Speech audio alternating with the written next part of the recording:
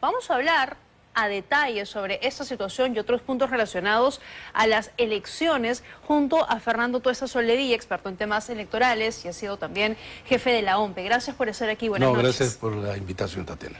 A ver, en primer lugar, algo que la gente pregunta mucho es ¿por qué tenemos tantos partidos? ¿Por qué va a ser una elección tan compleja la del 2026? Bueno, hay varias razones estructurales, algunas de ellas. Hay una gran desafección, la gente desaprueba los partidos, desaprueba la política, y han habido algunos incentivos para que se creen partidos, o sea, cada uno quiere el suyo, ¿no? Esto se ha, repito, multiplicado, porque además la ley, la norma, estuvo mal escrita, por decirlo de alguna manera.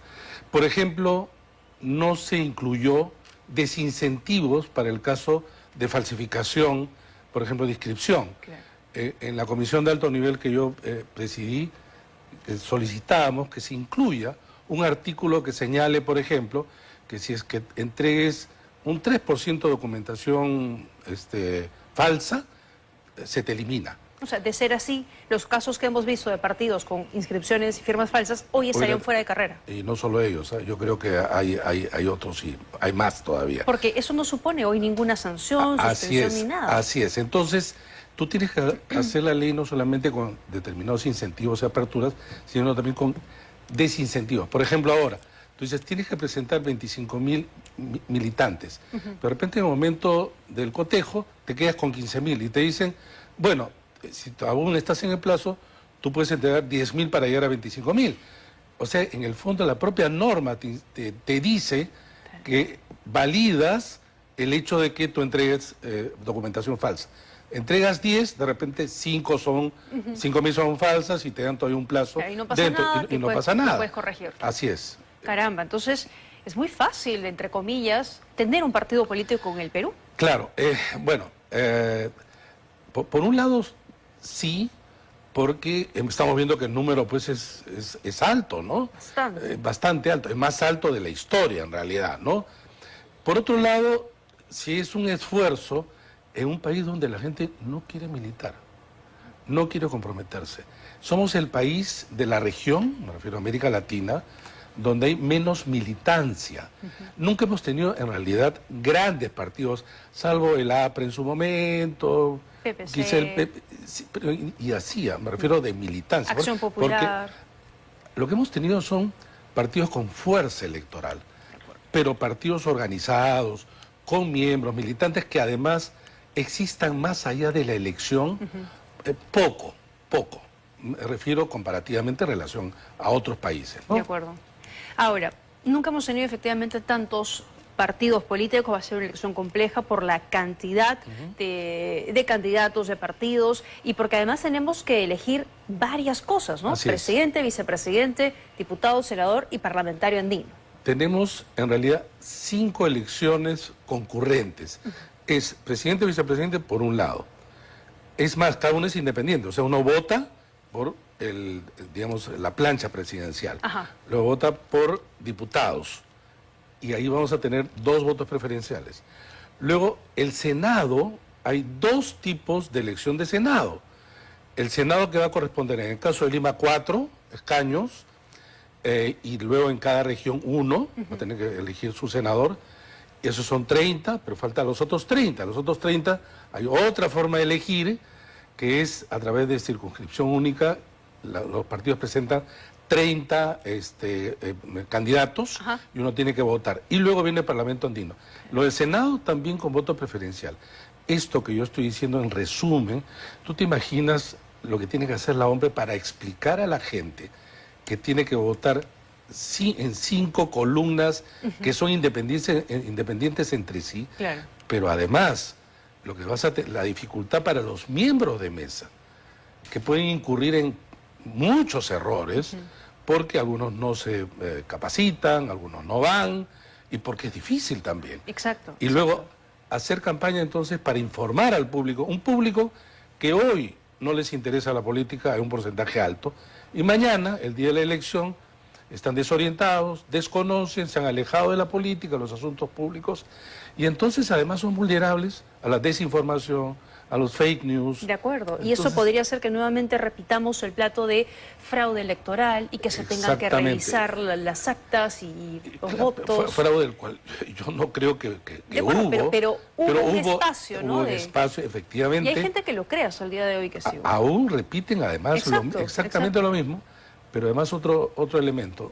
Lamentablemente se instaló en América Latina, y creo que de la elección de Donald Trump, es algo así como, si no gano es fraude, y si gano es a pesar del fraude. Y cuando tú tienes resultados ajustados, hay una suerte de norma no escrita donde dices, tienes que decir que es fraude. Entonces, eso crea, pues, ha roto, lamentablemente en el Perú, también en otros países de América Latina, un cierto acuerdo democrático donde el perdedor en realidad reconoce la victoria del ganador. Y rompe además esta confianza que los ciudadanos tenían en las entidades electorales, de las pocas, porque todas las instituciones están venidas abajo, pero había, digamos, una confianza en que los procesos electorales sí se realizaban de manera transparente y todo. Las encuestas de opinión en relación a las instituciones del 2001 hasta esta última elección colocaban a los tres organismos electorales al lado de la Defensoría del Pueblo de más confianza. Claro, la Defensoría del Pueblo tenía una ventaja, su propio nombre es positivo, ¿no? Entonces, pero digamos, para ver el nivel de confianza que había. Esto lamentablemente ha caído y crea esta suspicacia que se instala en un país donde, como el nuestro, donde la gente en general desconfía, y con razón también de las instituciones y de los políticos, ¿no? De acuerdo, por las personas que representan esas instituciones. Ahora, algo que se ha venido escuchando en las últimas semanas tiene que ver con que al tener una enorme cantidad de partidos, el Congreso del 2026 va a tener una fraccionamiento aún mayor que el que tenemos el día de hoy. Pero entiendo que usted, a través de una investigación, piensa que el escenario no necesariamente se va a dar de esa manera. No, muy por el contrario. A ver, hay muchos partidos que van a presentar listas, digamos en el extremo 43, imaginemos que no exista ninguna alianza, en el extremo 43, esto puede disminuir, pero van a entrar muy pocos. He hecho simulaciones, también lo he hecho, Transparencia también lo hizo, pero quisiera saber si es que podemos Ahí está ver. el cuadro. He hecho 5 simulaciones en relación a lo que fueron los congresos elegidos. El último, se presentaron 20 partidos y tan solo ingresaron o tuvieron escaños esos 10 partidos de ahí. Ya. En aquella oportunidad habían unas reglas de ingreso. Hoy la regla es así. Digamos que ese sea la Cámara, como ves a la izquierda, la Cámara de Diputados y a la derecha la Cámara de Senadores. Con el resultado de 2021, lo que he hecho es aplicar las reglas del 2026. ¿Y qué quedaría? Solo entrarían a la Cámara de Diputados los que dicen avanza país hacia arriba, que tiene 7 diputados, porque la norma indica que debe de tener 5% de los votos y además haber logrado el 5% de los representantes de la Cámara de Diputados, que es 6.5, 7. En ese cuadro aparece en la Cámara de Diputados 7 a partir de Avanza País para arriba. Es decir, los 4 de abajo no entrarían en la Cámara de Diputados. Haciendo la misma simulación en senadores, que hay 2 formas, ahí tienes a la derecha, serían los que tienen 3 senadores hacia arriba, se quedarían y los de abajo no. Es decir, en este caso, de los 10 partidos que obtuvieron escaños, si se hubiera aplicado, digamos, una simulación, la regla de ahora, solo hubieran quedado 6. Y tenemos, no sé si se puede mostrar el gráfico. En la siguiente gráfica, para poder... A ver, explíquenos esto. Ya, esto mismo yo lo he hecho para todas las elecciones del siglo. Vale decir, 2001, 2006, 2011, 16, 21. Si ven la línea amarilla, son el número de partidos que se presentan. Y va creciendo, decrece, y bueno, el 2026, digamos que son 43. La línea azul quiere decir los que ingresaron al Congreso. Con las reglas de esa época, de ese momento. Y el rojo son los partidos que ingresarían aplicando las reglas de ahora. Y como ves, esto se mueve entre 5 y 6. Casi con independencia de cuántos partidos se presenten. 5 o 6. Y la probabilidad que esto se mantenga con mayores reglas en términos de exigencia, yo estimo que vamos a llegar a 5 o 6. Ajá. Entonces, la capacidad reductora del sistema y del umbral es altísimo. Pasaríamos de 43 a 5 o 6. Y acá viene la segunda idea, Ajá. que es, por eso he dicho que es la paradoja histórica, que es, la gente quiere renovación, la gente rechaza el Congreso actual, pero la probabilidad que de esos 6 estén la mayoría de los del actual Congreso es alta. ¿Por qué? Porque son partidos que tienen un nombre conocido, un símbolo conocido, un líder conocido. Ya hacen campaña del año pasado y tienen más recursos. En cambio, los nuevos, podemos hacer la lista salvo contadas excepciones, tipo el PPC, el APRA y el FREPAP, que reingresan. Ajá. El resto son partidos cuyos nombres, líderes, son desconocidos para el gran público. Eso es cierto. Entonces, en relación al reportaje que ustedes hicieron, Sí. si es que no existen alianzas de los más amplias, no 2 o 3, van a desaparecer. No van a así tener de la simple. fuerza ni la posibilidad De ninguna remota manera. de entrar. Y lo que en eso. ocurre, lamentablemente, en el Perú, que los políticos y los partidos tienen una autopercepción, digamos, superlativa, ¿no? Dicen, vamos a superar. No, no van a superar. O sea, con partidos más fuertes que los que estamos hablando ahora, no lo han hecho, aplicando, repito, la regla del 26. Claro. Y por lo tanto, uno de los panoramas de las posibilidades de los escenarios son esos, ¿no? Entonces, si los partidos no piensan, por un lado, no quieren pensar en la ciudadanía para hacernos la tarea un poco más fácil y tener una cédula más pequeña, por lo menos que piensen en ellos, porque si no logran alianzas, desaparecen. En realidad lo que estoy diciendo es una cuestión pragmática, es decir, no es simplemente la sobrevivencia. Exacto. Es para alcanzar escaños en un Congreso que va a ser reducido. Ahora bien, Pero eso es favorable, ¿o no? en general sí, pero en el Perú ocurre lo siguiente. Tú empiezas como ahora con 10 y terminas con 14. Bueno, eso es Ahora, también cierto. también es cierto que ese es en el número de bancadas, pero congresistas que cambian de un lado a otro ya han salido de sus bancadas de inicio 46 congresistas. Esto se puede repetir porque no hay nada que nos indique hasta ahora que esto no va a volver a pasar. ¿Y cuál es la posibilidad de que el partido de gobierno tenga una representación importante en el Congreso? Ese es un punto importante.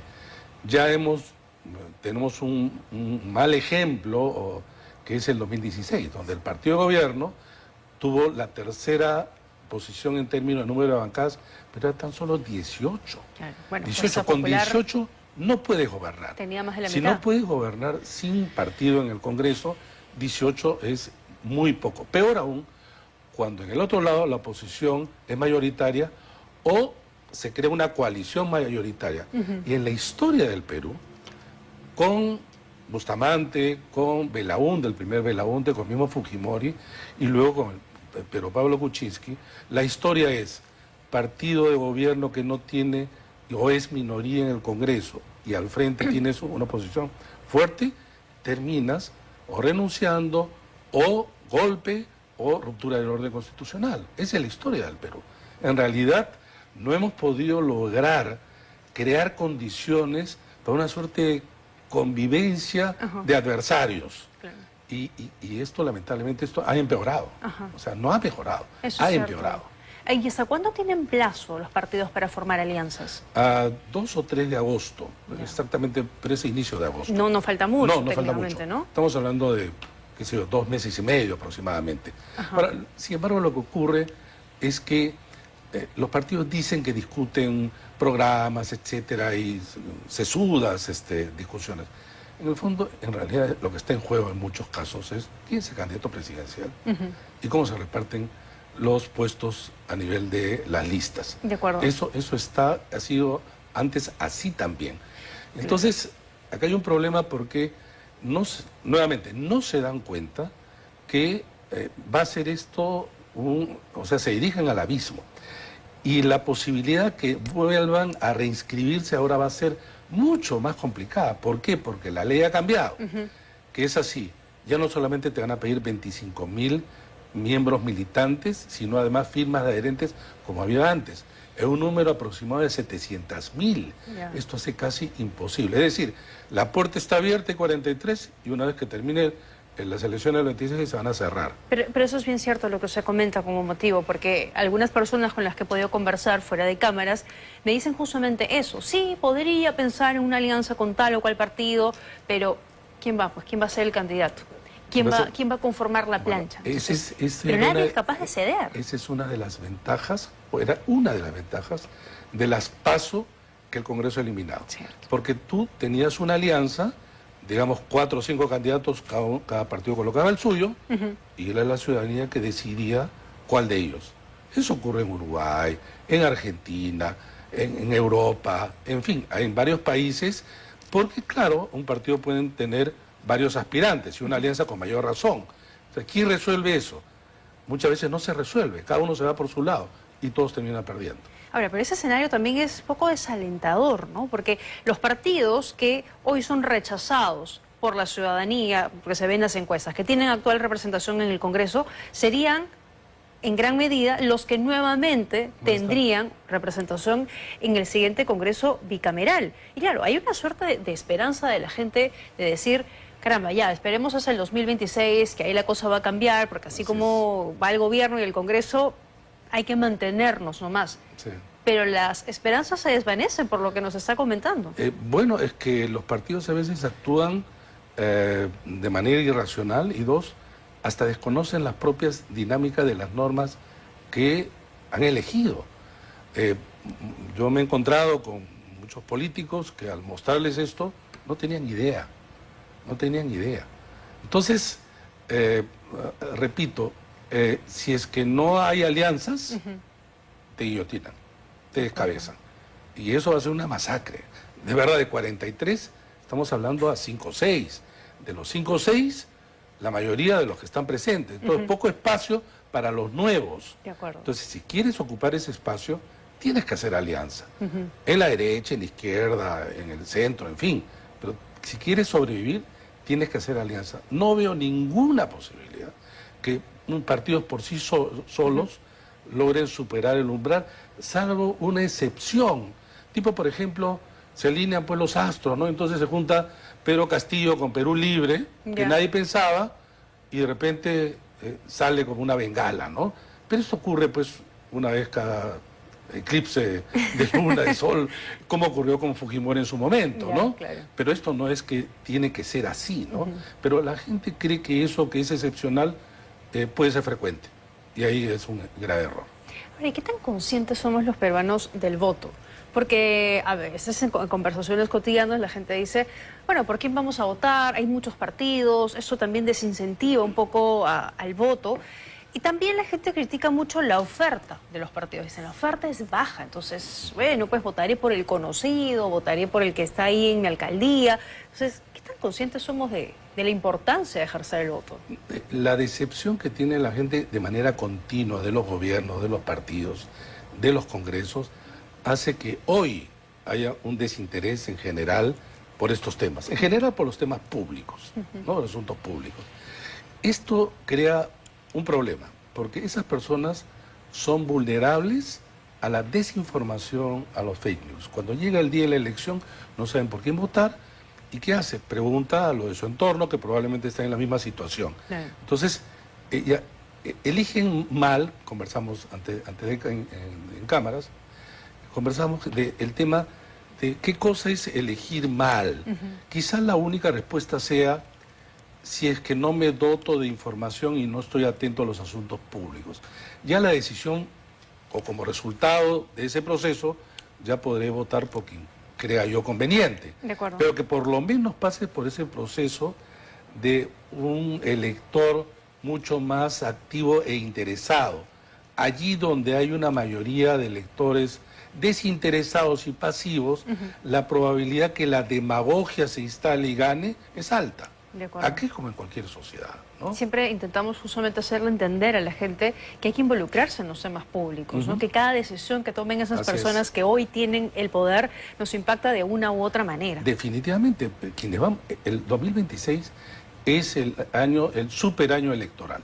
porque vamos a elegir desde el presidente hasta el último concejal, tanto en el primer semestre como en el segundo, que vamos a elegir gobernadores, alcaldes provinciales y distritales. Cierto. Todos vamos a elegir nuevamente.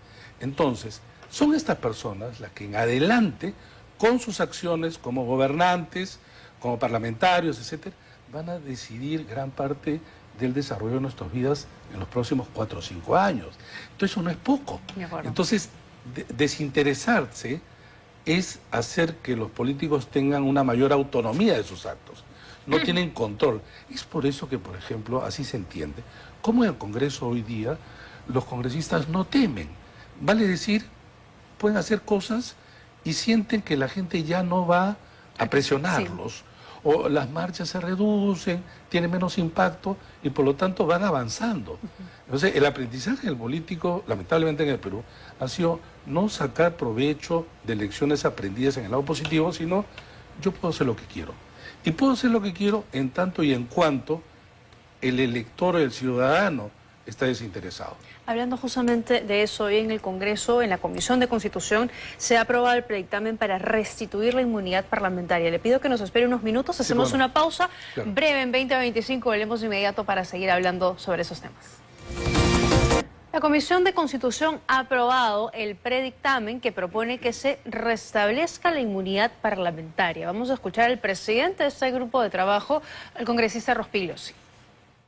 Si se captura algún diputado o senador en un delito flagrante, la comisión permanente o la respectiva comisión de la Cámara de Diputados o de la Cámara de Senadores tiene 24 horas para tomar una decisión. Si no toma una decisión, inmediatamente es el silencio administrativo que implica pasa al Poder Judicial. Y para otro tipo de delitos hay 30 días. La Fiscalía libera a personas que han cometido delitos y mete presos a personas que son inocentes. O sea, lo que estoy queriendo decir es algo muy sencillo.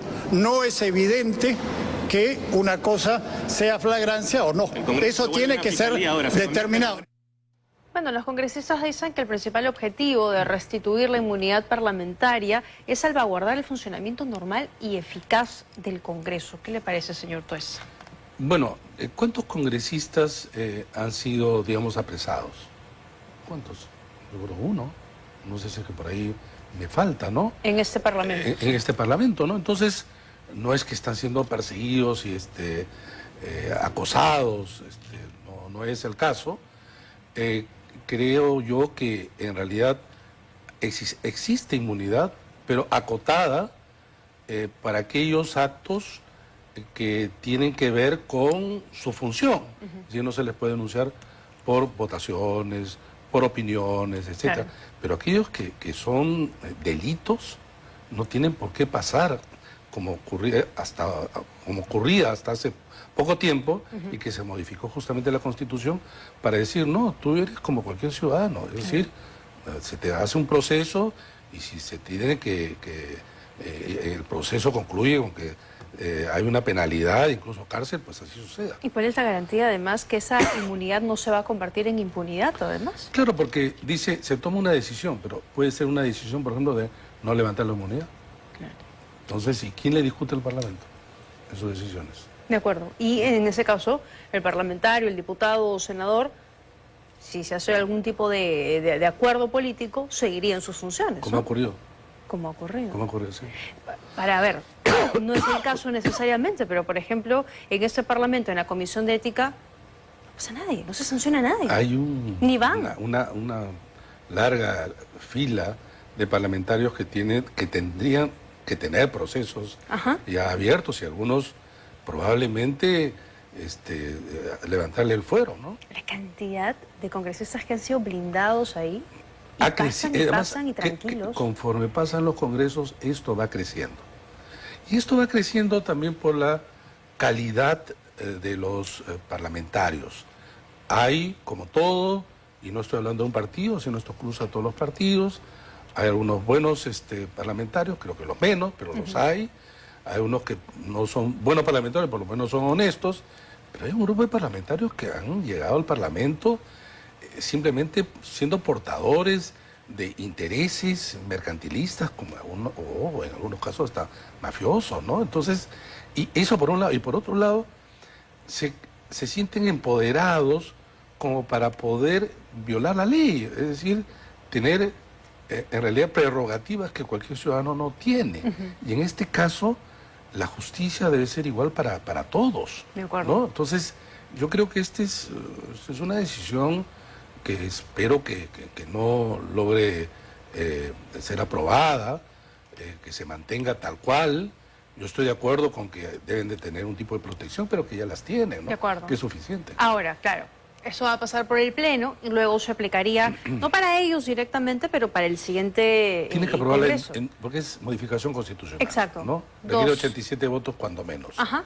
O sea, esta y la que viene, que se inicia pues después de 28 de julio, ¿no? Claro, el detalle es que ya hay varios congresistas que han dicho, voy a postular al siguiente Congreso. No, pero también por ello se ve favorable, ¿eh? Porque mira, si es que se aprueba inicios de agosto, digamos, ellos ya estarían protegidos de esa manera y tienes todo el 2025 y tienes parte del 2026 y si son reelegidos, pues para adelante, ¿no? De acuerdo. O sea, no es poco, ¿eh? No es poco. ¿Qué piensa, además de la votación que se va a dar esta semana para la reelección de alcaldes y gobernadores? ¿Debería existir? Yo en general estoy a favor de la reelección, salvo presidencial, como ha existido en el Perú en general siempre. La elección presidencial hemos tenido malas experiencias históricas, Leguía, Fujimori, y en general creo que está bien así. Pero la no reelección parlamentaria es algo de lo que yo estuve en contra, pese a que la gente rechaza a los parlamentarios, pero creo que está bien y necesario que tenga experiencia. Este Parlamento, por ejemplo, es hijo de la inexperiencia y de la no reelección. Y se nota cuando los congresistas Totalmente, no conocen, totalmente, ni siquiera han leído la totalmente, Constitución, no no. conocen el reglamento, se lo pasan por Ni siquiera encima. el dictamen que se está discutiendo, el tema que se está discutiendo. Pero ese es por un lado. Entonces, yo sí creo que ahora que hay reelección en el lado del Parlamento, también debiera en el lado subnacional, va a decir, gobernadores y alcaldes. Acá hay dos observaciones que se ha hecho. La primera, que usa recursos públicos para su campaña, ¿no? Exacto. Pero en realidad eso se tiene que pedir licencia en el caso de alcaldes, por ejemplo, y entonces están fuera de su puesto. En segundo lugar, que miraban los casos excepcionales. Por ejemplo, decía, ¿cuántos años está Villashiro en Chorrillos? ¿Cuántos años en Chosica, en Magdalena? Pero eran 3 casos excepcionales. Había reelección, sí había reelección. Pero también eso ha perjudicado, porque, por ejemplo, el voto, en el caso de la reelección, cumple 2 funciones. O es premio o es castigo. Por ejemplo, quizá que nos estén viendo, en algún caso, en su distrito de repente tenías un buen alcalde, pero no lo puedes premiar porque no había reelección. Y entonces cambias por otro alcalde que no es bueno. Pero el castigo es, no me gusta este alcalde que salió elegido, incluso de repente yo voté por él, Claro. va a la reelección y yo lo castigo, no le doy más mi voto. Y la tasa de reelección no es tan alta en el país, ¿no? Exactamente, viene el otro tema. La tasa de reelección no es alta en el Perú. Vale decir, castiga. En el caso del Parlamento también. En el caso del Parlamento solo el 18% entre el 2001 y 2016 eran reelectos los parlamentarios. Lo que ocurre es que esos que eran reelegidos eran más visibles, más públicos y la gente lo traducía como lo mismo de siempre. Lo extendía muy por el contrario.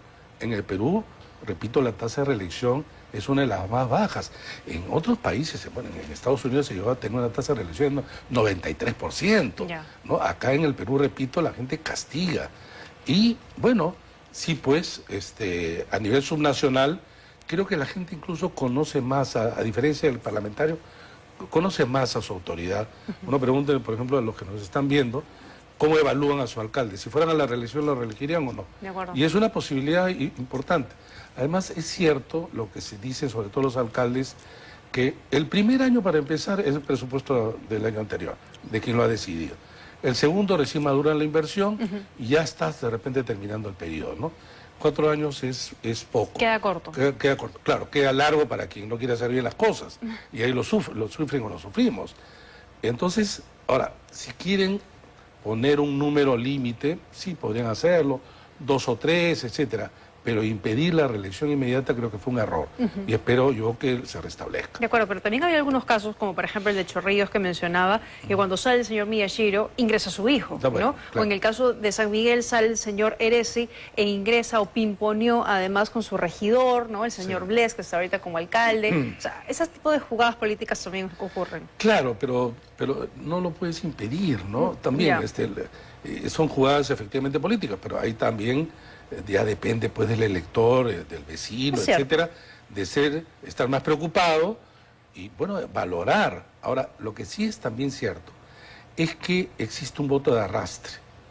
Por ejemplo, al ganar la alcaldía Renovación Popular a nivel de Lima, arrastró muchos de los candidatos de Renovación Popular en muchos distritos que de repente ganaban a alguien con quien en principio no parecía que iba a ganar, ¿no? Ahora, no solamente sucede con la Renovación Popular, también sucedió en el caso de Muñoz con Acción Popular y antes con Castañeda en general, porque es coincidente, es parte, efectivamente, es lo que se llama voto de arrastre, ¿no? Justamente hablando de eso, porque ya hay, por ejemplo, algunos carteles en la calle promocionando o haciendo campaña a alcaldes distritales, pero sale el nombre del alcalde distrital o del postulante, pero con la foto del alcalde de Lima, Rafael López Aliaga. Sí. ¿Esto es legal? No. ¿Está permitido? No está permitido. En realidad, la campaña electoral, me refiero a la presidencial general, empieza una vez inscritos los candidatos, que es el 23, fecha última, 23 de diciembre. Ya. Y entonces, una vez que ya se depura, por una serie digamos, se tiene que resolver tachas, etcétera, en realidad las campañas empiezan en enero. Y hay un marco normativo sobre propaganda, campaña, etcétera. Pero hemos visto que muchos candidatos a nivel nacional aparecen haciendo campaña. Exacto. Haciendo campaña, hace mucho. Además sacan ventaja de quienes en realidad no tienen recursos o todavía recién están organizándose. Y por otro lado, efectivamente esto es lo que tú has señalado, ¿no? Que es el alcalde de Lima, que además tiene aspiración presidencial. Pero también ha habido en otros lugares casos de otros partidos, ¿no? Pero esto no está, no es tan normado, digamos, no es posible, porque la norma, repito, establece que hay una fecha en donde se hace campaña. Claro. Y esa fecha no es ahora. Y él tendría que renunciar, además, dejar la alcaldía, para empezar, para ¿no? poder ser candidato. Para empezar. Lo que pasa es que en esta parte de lo que llamaríamos pre-campaña, a veces se utilizan algunos vacíos, se aprovechan, ¿no? Entonces se puede decir, no, yo no he puesto ese cartel, en fin, ¿no? Hay mil formas de eludir, efectivamente, ¿no? Ahora, claro, ese reclamo me lo hacían algunos políticos hace algunas semanas aquí en el programa y me decían, ya hay algunos partidos que están haciendo campaña y nosotros tenemos que esperar hasta diciembre. Pero claro, la campaña o el ciudadano se va a comenzar a interesar de esto el otro año probablemente, ¿no?